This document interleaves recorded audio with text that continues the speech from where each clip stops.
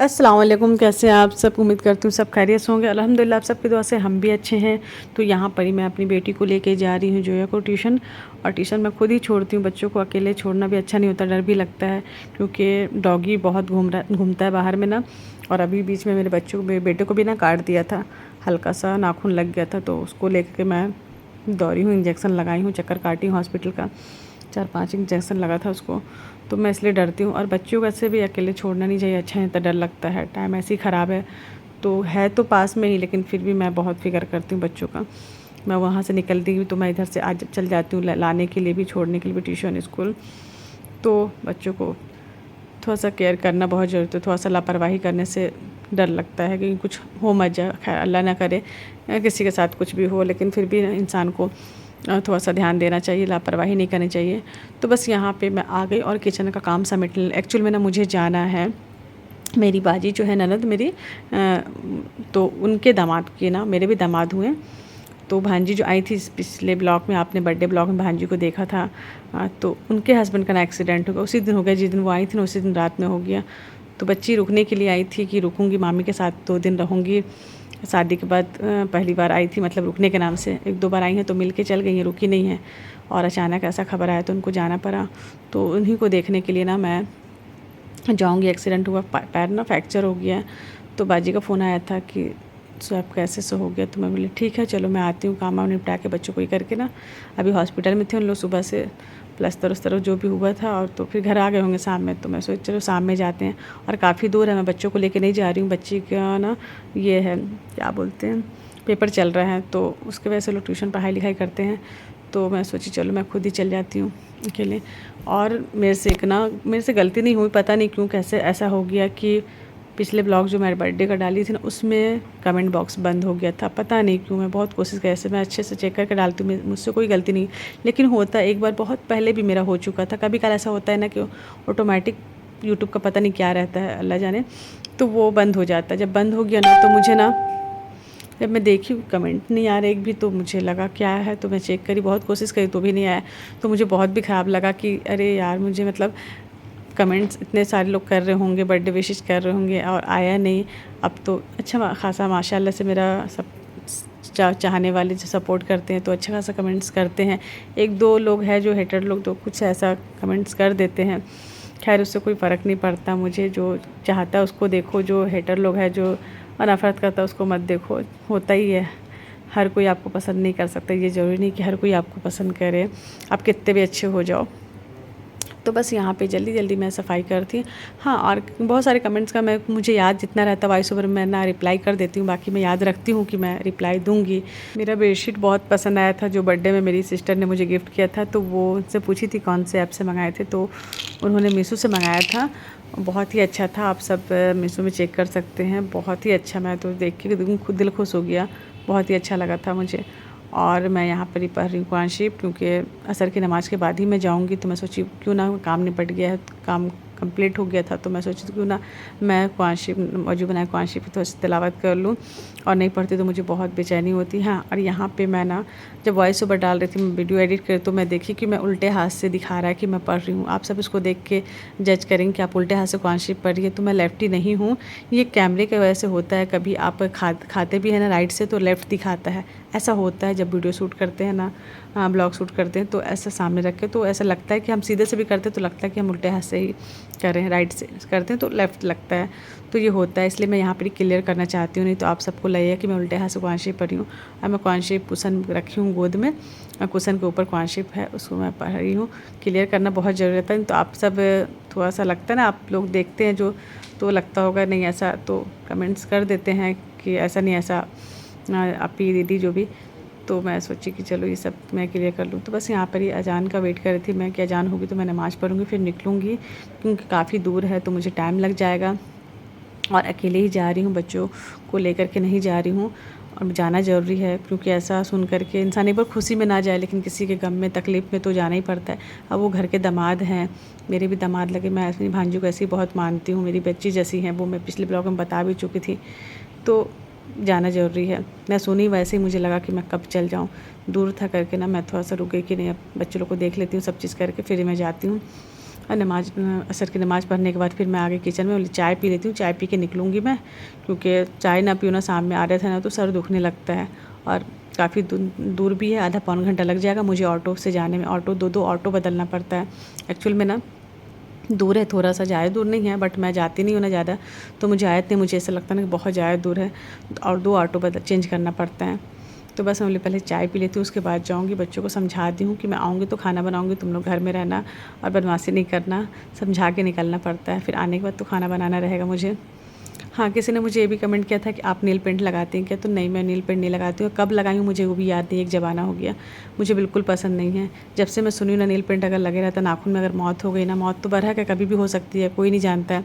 तो वो nail paint मरने के बाद ना आपके नाखून से निकलेगा नहीं और फिर उसमें गुस्ल फिर नहीं होगी, गुस्ल पाक नहीं होगी, तो फिर ऐसे ही आप इसी हालत में जाओगे कब्र में। तो उस चीज़ से मैं जब से सुनी हूँ ना तब से मैं बहुत डरती हूँ। हाँ, मेरे देखे होंगे आप सब ने तो कई बार कमेंट किए, तो मुझे लगा कि एक बार रिप्लाई देना चाहिए मुझे। तो मेरी ना मेहंदी है, ये नागपुरी वाली मेहंदी है, नागपुर में मिलती नाखून वाली मेहंदी। तो इसे ही हम लोग रख लेते हैं, 2-4 मरतबा लगा लेते हैं ना तो अच्छा कलर आता है, अच्छा दिखता है हाथ उंगली। मुझे मेहंदी ऐसी भी बहुत पसंद है और नील में लगा लेती हूँ मेहंदी, नाखून वाली मेहंदी। यहाँ सभी लगाते हैं तो बहुत अच्छा, जब रच जाता है बहुत अच्छा लगता है।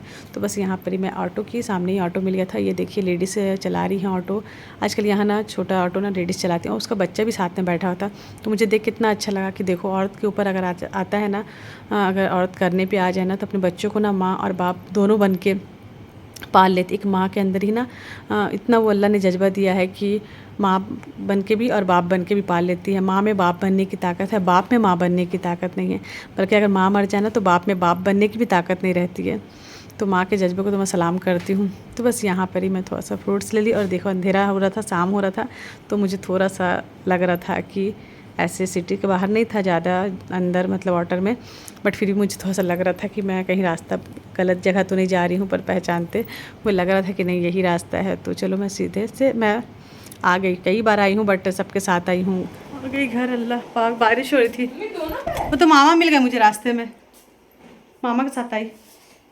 उनकी थी ऑफिस से निकला ना तो उसको ही बोली कि चल साथ में आते।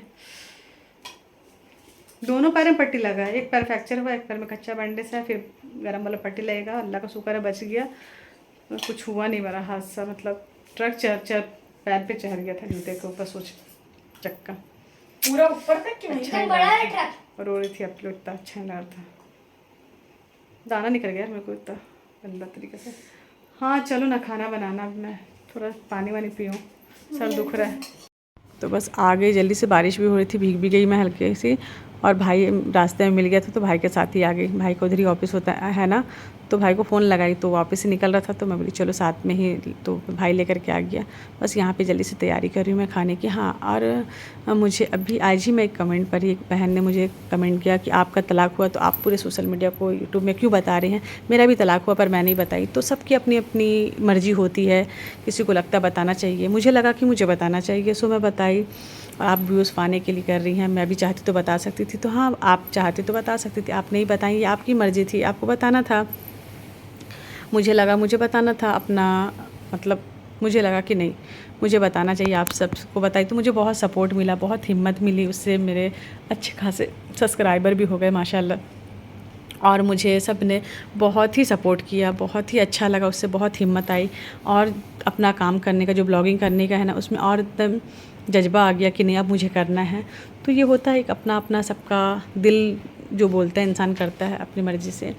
तो मुझे लगा कि मुझे करना चाहिए। और ये मैं कौन सा, मतलब इतना बड़ी बात आपको बार बार ये रिपीट नहीं करनी चाहिए, अल्लाह को नापसंद है तलाक वर्ड, और आप बार बार बोलती हैं। तो यार मेरे ये बोलने से ये तलाक वर्ड रुक तो नहीं जाएगा ना, ये तो सिलसिला चल ही रहा है।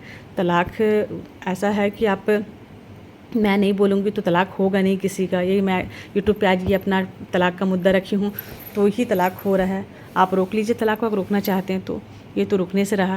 और हाँ, अल्लाह को नापसंद है, ये सबको पता है। अल्लाह को इतना नापसंद अगर रहता तो कोई किसी को तलाक देता ही नहीं और लेता ही नहीं, लोगों को इतनी समझ हो जाती तो। लेकिन फिर भी लोग, हाँ नापसंद ज़रूर है लेकिन ना हराम नहीं है कि आप तलाक नहीं दे सकते। अल्लाह ने मना किया है नहीं, अल्लाह को नापसंद है कि अर्ज़ का साया हिल जाता है जब तलाक होता है तो इसलिए नापसंद है। लेकिन जहाँ पर जायज़ है, जहाँ पर लग रहा है कि आपको निभाना मुश्किल हो गया है और मतलब बर्दाश्त से बाहर हो जाती चीज़ें ना, तो वहाँ पर आप तलाक दे भी सकते हैं और तलाक ले भी सकते हैं अपने शौहर से। ऐसा नहीं है कि आपको अल्लाह पाक बोले कि आप मरो, अपने हक़ के लिए लड़ो, अपने हक़ के लिए आवाज़ उठाओ। और जहाँ पे लगता है सब्र करो, सब्र का बदला अल्लाह देता है, सब्र कर सकते हो तो। लेकिन इंसान कब तक सब्र करेगा? सब्र करते करते कब्र में थोड़ी ना चल जाएगा। एक किसी भी चीज़ का एक हद होता है। मैंने भी सब्र किया, ऐसा नहीं है कि मैं आज सब्र का नतीजा है जो मैं आज अच्छे से हूँ। बहुत सब्र की, बहुत साथ भी दी, सब कुछ बर्दाश्त करी। उसके बाद भी अब लगा कि नहीं, इतना करने के बाद भी अब लगता है कि नहीं, अब हमें अलग हो जाना चाहिए। क्योंकि इतना साल देने के बाद भी जो इंसान नहीं हो पा रहा है, नहीं चीज़ें ठीक हो पा रही हैं, तो फिर क्या मतलब ऐसे इंसान साथ में रहने का? हम भी परेशान, बच्चे भी परेशान, तो हम अलग हो गए।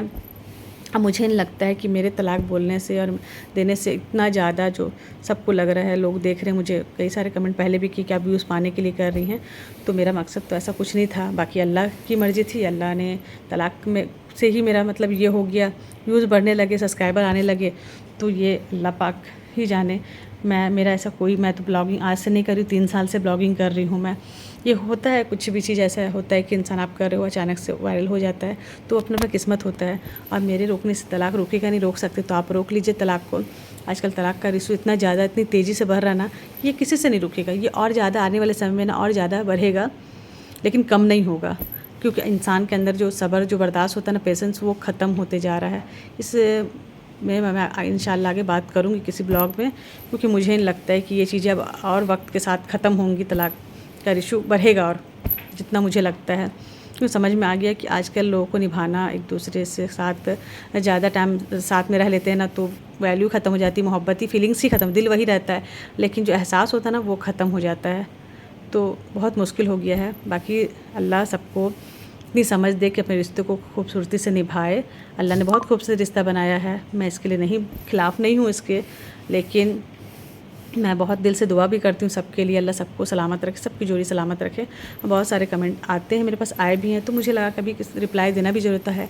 तो नेक्स्ट ब्लॉग में इंशाल्लाह एक और सब्सक्राइबर ने मुझे कमेंट किया था कि आप बताइए, क्लियर कीजिए, तो मैं उनका भी रिप्लाई दूँगी मैं इंशाल्लाह। और मुझे जितना याद रहता है ना, मैं कोशिश करती हूँ मैं सबका रिप्लाई दूँ, क्योंकि जितने मुझे क्वेश्चन करते हैं मैं किसी और का नहीं, कुछ भी नहीं बता रही, मैं अपनी लाइफ के बारे में बताई हूँ। मेरी अपनी ज़िंदगी है और मेरे साथ जो हुआ है वो मैं अपनी हकीकत सच्चाई बता रही हूँ, ना कि कुछ लोग बोलते हैं कि व्यूज़ पाने के लिए करी हैं, सब नाटक है। तो अल्लाह जानता है कि सब नाटक है, कोई अपनी ज़िंदगी की कहानी ना ऐसे नहीं किसी के साथ नाटक करके बता सकता है।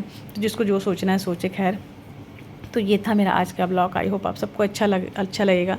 अच्छा लगे जल्दी से लाइक कर दीजिए, मेरे चैनल पे नए हैं तो सब्सक्राइब भी कर दीजिए। अपना और अपनी फैमिली का बहुत ज़्यादा ख्याल रखिएगा, मुझे दुआ में याद रखिएगा। अल्लाह हाफ़िज़।